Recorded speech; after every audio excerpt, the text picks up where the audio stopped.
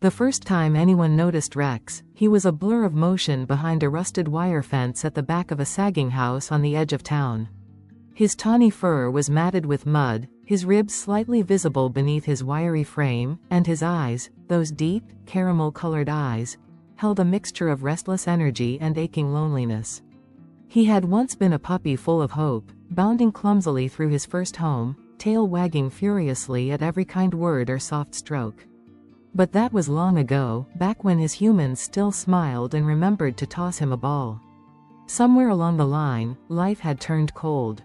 The children moved out, the man fell into silence, and the woman stopped coming outside altogether. The yard, once filled with laughter and clattering toys, grew silent, and so did Rex's world. At first, he barked every time a car passed, every time a bird flew too low, every time the wind stirred the leaves. But over time, his bark changed, from alertness to desperation, from desperation to a hollow echo.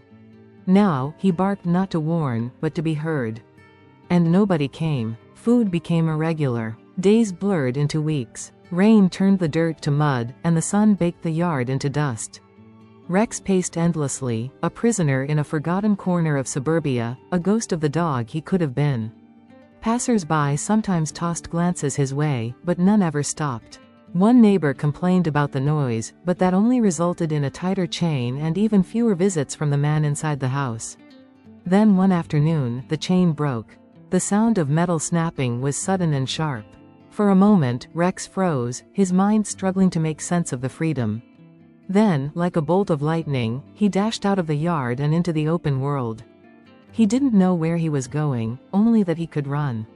So he did. His paws beat against the pavement, ears flopping wildly, tongue lolling as he felt the wind for the first time in what felt like forever.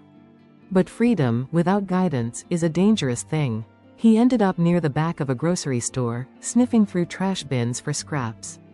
The store owner chased him off with a broom. Later, he tried to follow a couple walking their golden retriever, but they pulled their dog away with a sneer.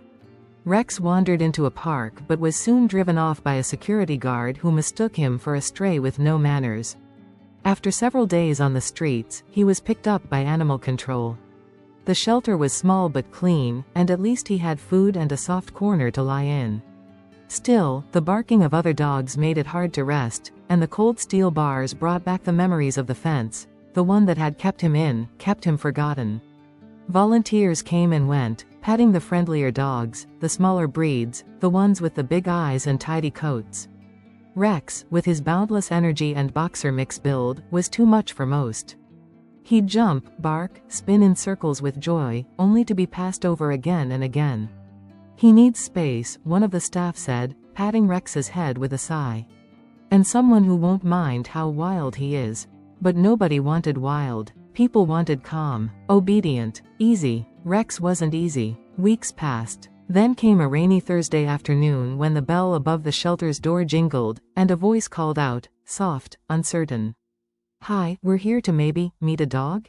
It was a family. A young couple with two small kids in tow. The children were wearing bright rain boots and sharing a neon green umbrella. They looked more excited than nervous, their eyes darting around at the sounds and smells of the shelter. The staff member greeted them and began the usual questions. Had they owned dogs before? Did they have a yard? How old were the kids? Yes, and 6 and 8, the mother said, smiling. We've been looking for a while, just waiting to feel the right one. They were shown a few dogs, all of them smaller and quieter. But something kept tugging at the little boy's shirt, an invisible thread pulling him toward the far end of the kennels. "Who's that one?" he asked, pointing at a blur of movement. Rex was bouncing against the bars, tongue out, tail wagging furiously. "Oh, him?" The staff member hesitated. "That's Rex. He's got a lot of energy. He's been here a while. Not really a beginner dog. Can we meet him?" the little girl asked, clutching her brother's hand. Her mother exchanged a glance with the staff, then nodded. The moment the kennel door opened, Rex bounded forward, not aggressively, not carelessly, but with such pure, undiluted excitement that it made the children giggle. He sniffed the boy's boots, nuzzled the girl's coat, then sat suddenly and stared up at them, tail thumping the floor like a drumbeat. The boy knelt beside him. "He's perfect." The father laughed softly. Well, maybe we give him a try, huh? The staff member raised an eyebrow, surprised. You sure? He might take some work. We've got time, the mother said, brushing a strand of hair behind her ear. And a big backyard. As the paperwork was filled out, Rex waited in the corner with the kids, who had already begun brainstorming names for his new toys and arguing over who would get to walk him first. That night, Rex slept in a house for the first time in months. The bed was too soft, the sounds too quiet, and he wasn't sure what to make of the gentle laughter and warm lights. But when the boy curled up on the floor beside him and draped a small blanket over his back, Rex let out a long, contented sigh. The dark days were behind him. And for the first time in what felt like forever, he was home. The morning after Rex came home was filled with chaos, joyful, exhilarating chaos.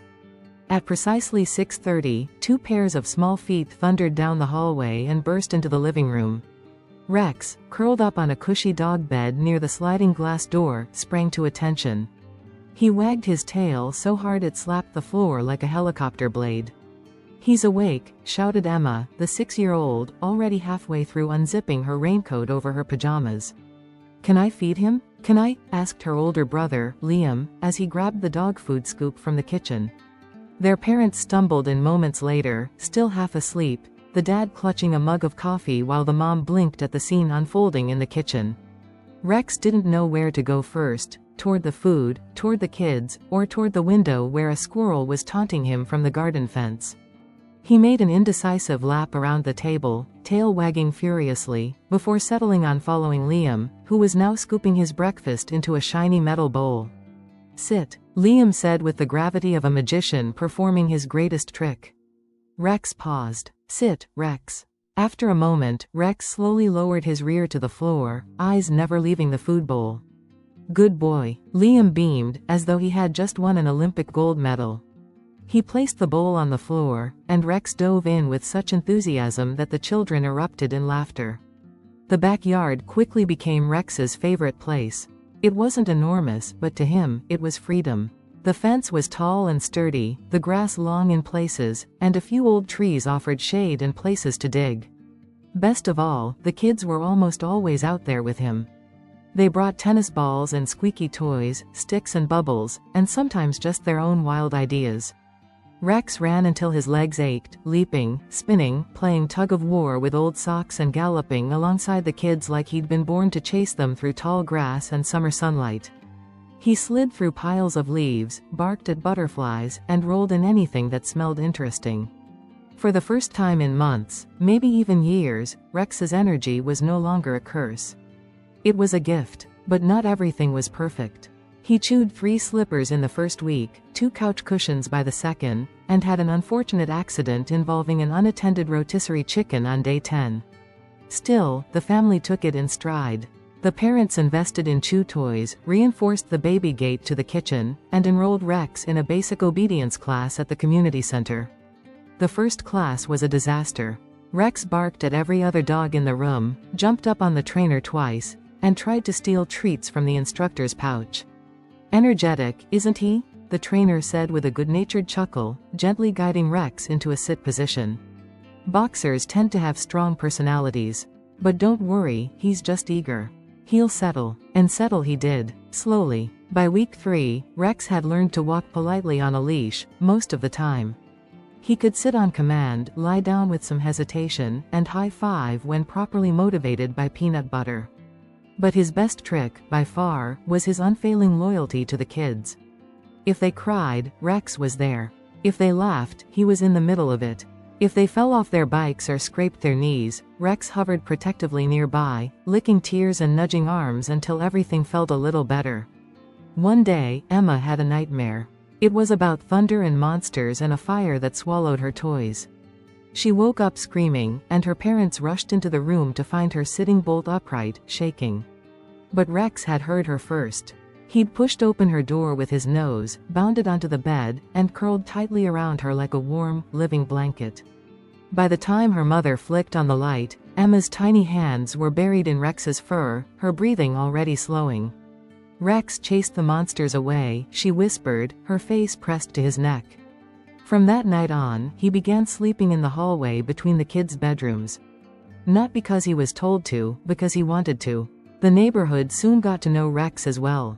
He became a familiar figure on walks, bounding happily alongside Liam or Emma with his ears perked and tail wagging. He greeted other dogs with polite sniffs, barked at passing motorcycles, which he had declared his mortal enemy, and sat patiently at crosswalks when instructed. Neighbors began to smile when they saw him coming. Some asked his name. One elderly woman started keeping dog biscuits in her coat pocket just for him. "Such a good boy," she'd say, patting his head. "Such a handsome, joyful boy." But there was one moment, one memory, that would stay with the family forever.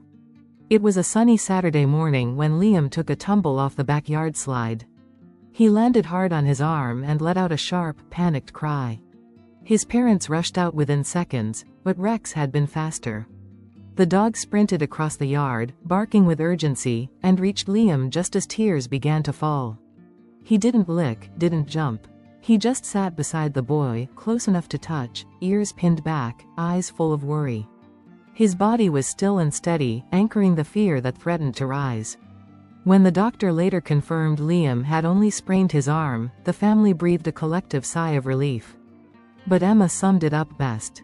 "Rex was like a superhero," she whispered, sitting next to him that evening with her arms wrapped around his thick neck. He knew. He always knows. As spring turned to summer, Rex became more than just a pet. He was a brother, a babysitter, a best friend. He was the missing piece in a puzzle none of them had realized was incomplete. Even the parents, once cautious, now found themselves laughing at his antics, slipping him treats under the table, and chatting about dog-friendly vacation spots. At night, the house was filled with a new kind of peace, the kind that came from knowing the family was whole. And Rex? Rex had finally found what he'd always wanted. Not just food, not just freedom, but love. Unshakable, unconditional, forever kind of love. And for a dog who had once been forgotten behind a fence, that was everything. The sun blazed high in the sky, casting long shadows across the backyard as Rex lay sprawled in the grass. Emma was twirling in circles with a ribbon, and Liam was crouched near the garden, pretending to be a spy on a top-secret mission. It was an ordinary afternoon, peaceful, slow, full of the kind of golden stillness that only comes when children and dogs are safe and happy at home. Rex had become something of a local legend by now. At the dog park, other owners asked about his story. Kids from nearby houses stopped by just to play with him through the fence. He was no longer the scruffy, forgotten dog who paced a patch of dirt. He was the heart of the family. But life, in all its calm beauty, has a way of testing the bonds that matter most. It began with a shriek. Not Emma's or Liam's but their mother's. She had stepped out into the yard with a tray of lemonade when she saw it. A long, coiled shape emerging from the tall grass by the garden bed.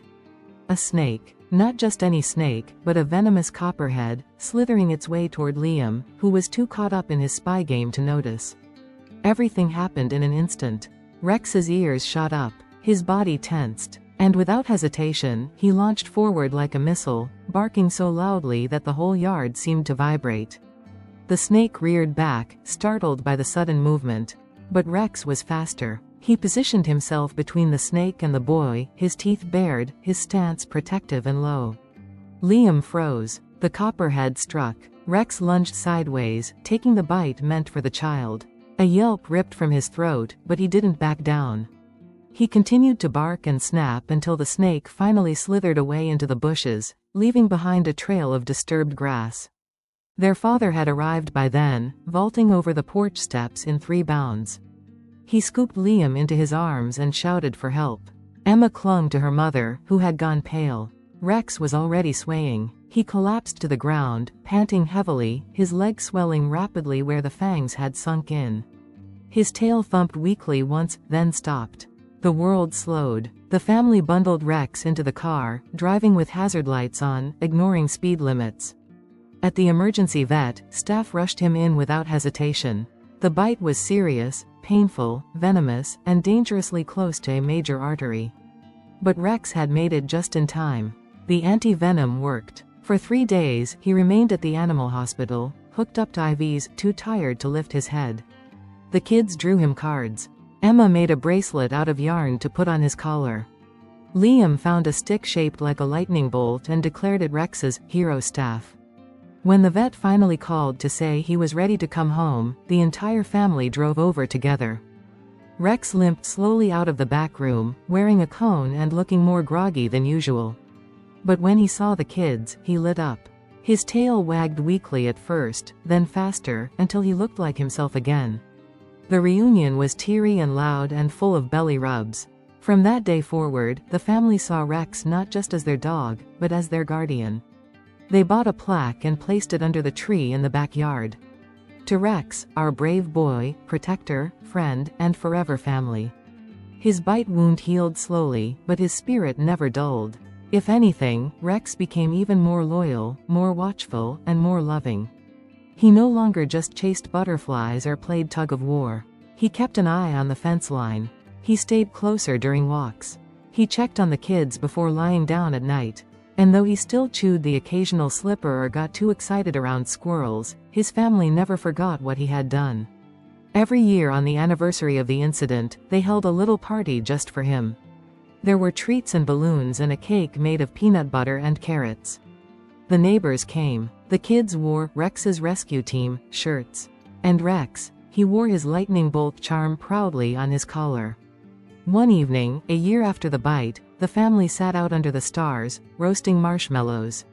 Emma leaned against Rex, who was stretched across the porch like a royal guard. She scratched behind his ears and whispered, "You saved Liam. You're my hero." Rex looked up at her, then rested his head gently on her lap. He didn't need to speak. He never had. Because sometimes love doesn't need words. It shows in loyalty, in sacrifice, in the way a dog like Rex, once abandoned and forgotten, became the heart of something bigger than himself. He became a protector, a brother, a legend in his own backyard.